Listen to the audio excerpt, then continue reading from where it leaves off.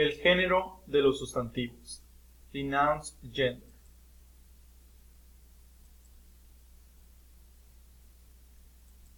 El género, gender. In Spanish, every noun has a gender. It is either feminine or masculine. There are three ways to decide what gender a noun has.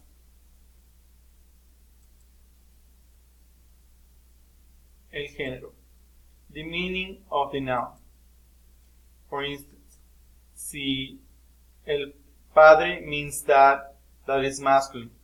So you know the noun is masculine.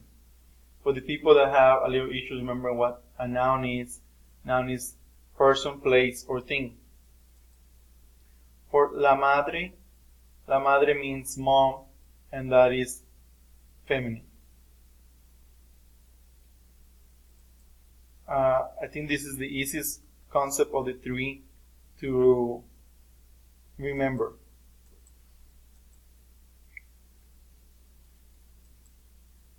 The spelling of the word. This is the most common way to tell the gender. This works for like 85% of the words. It doesn't work for all of the words, but usually students, when they see the endings and they don't get it right, they get upset. So this can be a little tricky. Words ending in O are generally masculine. Words ending in A are generally feminine. Words ending in that and sion are feminine.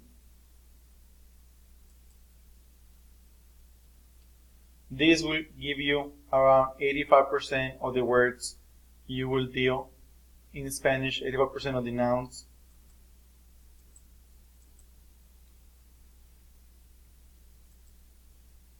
You just have to memorize some. And when you memorize the words, and we're about to start using the textbook, you're going to see the article or the artículo in front of the noun. And people usually ask me, why does it have the in front of every word? And that is to help you remember if it's masculine or feminine. So some words don't end in O or A. For instance, lápiz. Lápiz doesn't end with an O or an A. So students usually ask, so how do I know if it's masculine or feminine? You do by el artículo, and that is what is in front of lápiz, and el means the, that's the article. And that el is not to be confused with el, which means he. He in Spanish is el, but it has an accent. And el without the accents means the. And the in Spanish has 6 different meanings, but for right now, you need to concentrate on el and la. So some don't have a meaning that tells you if it's masculine or feminine, but like I said, you have to remember if it's el or la. Like el pantalón. If you look at the ending, it's an N, so you're like, oh, he doesn't have an O and A. What do I do? When you memorize the words throughout the textbook, or in Spanish, you have to remember if it's el or la. And, for instance, el problema. It ends with an A, and you're thinking, oh, it ends with an A. Like I said before, people usually say, well, if it ends with an A, it should be feminine. But you also have to remember that what tells you 100% if it's masculine or feminine is el artículo, and that is the article if it's el or la. For instance, la mano, the artículo is la, so that means it's feminine even though it ends with an O. El agua, again, ends with an A, but el artículo has el, which makes it masculine, even though it has an A.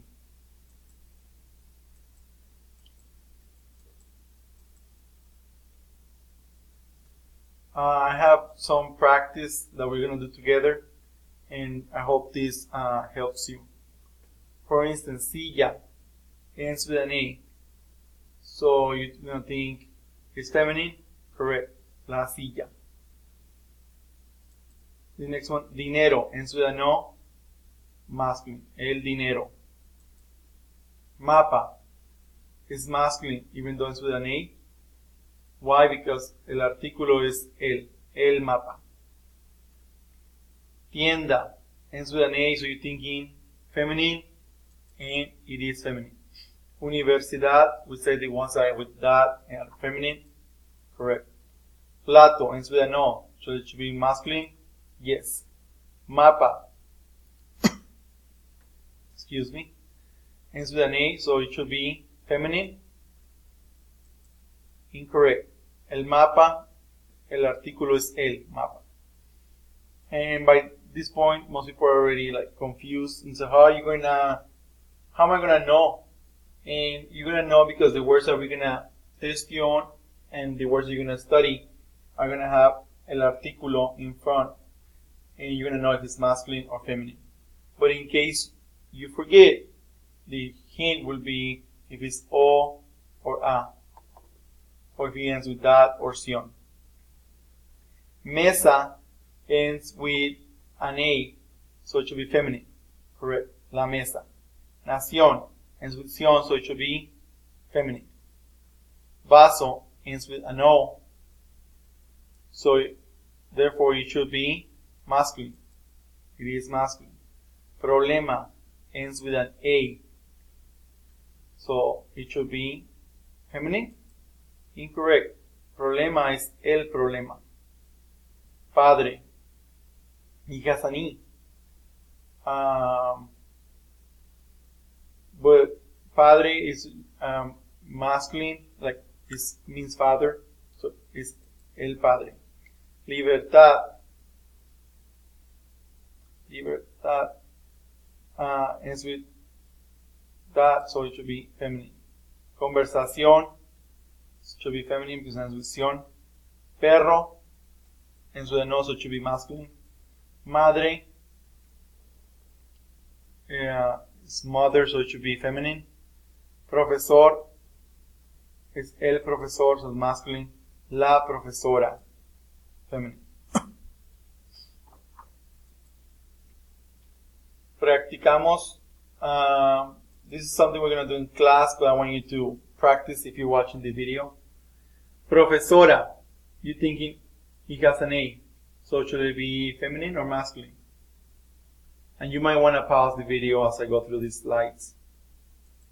La profesora ends with an A, feminine. Profesor, el profesor, masculine. Next one is hoja, which is she. Ends with an A, so it should be feminine. Cuaderno ends with an O, so most likely is masculine. El cuaderno.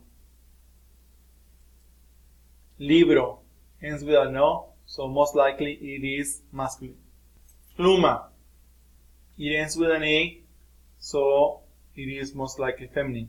And pluma means pen in Spanish. So la pluma, it is feminine.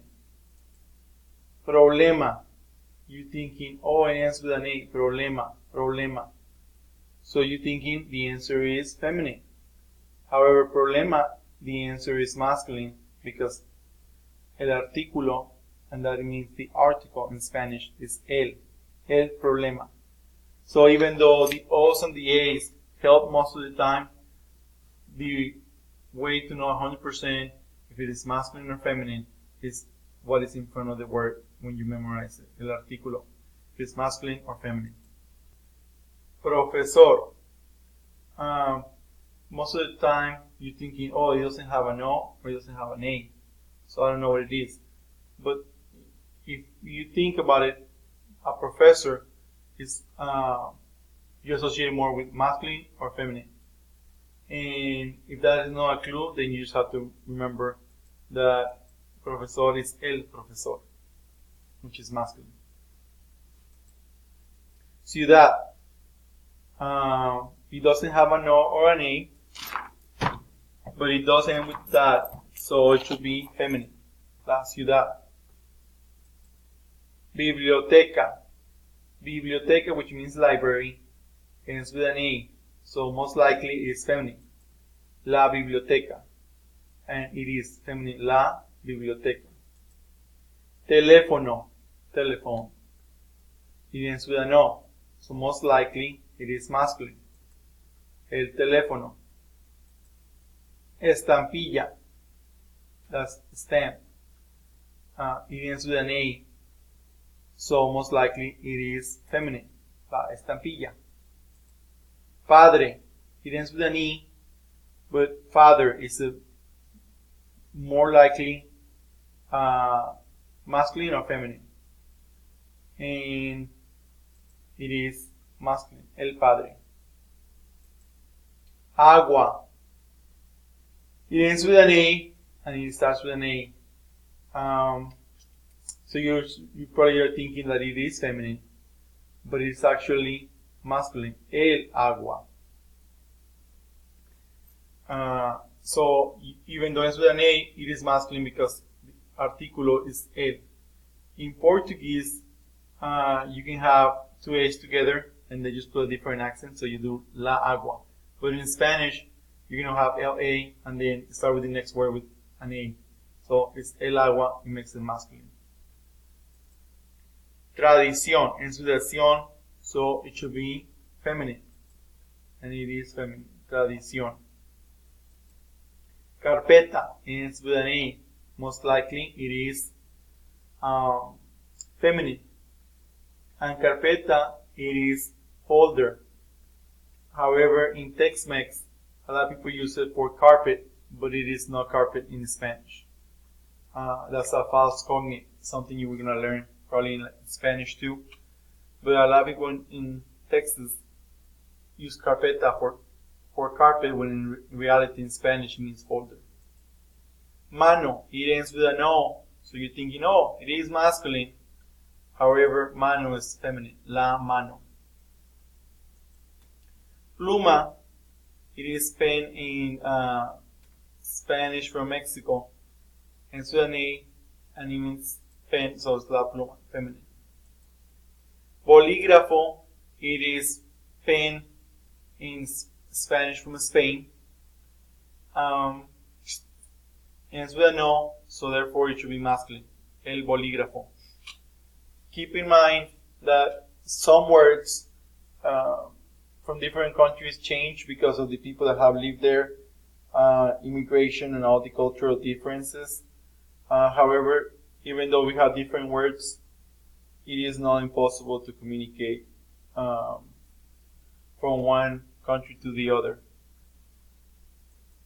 Mochila ends with an A, therefore it should be feminine. La mochila. Vacaciones, it doesn't end with an O or an A, that or sion. Well, it has sion, so it should be feminine. It is feminine.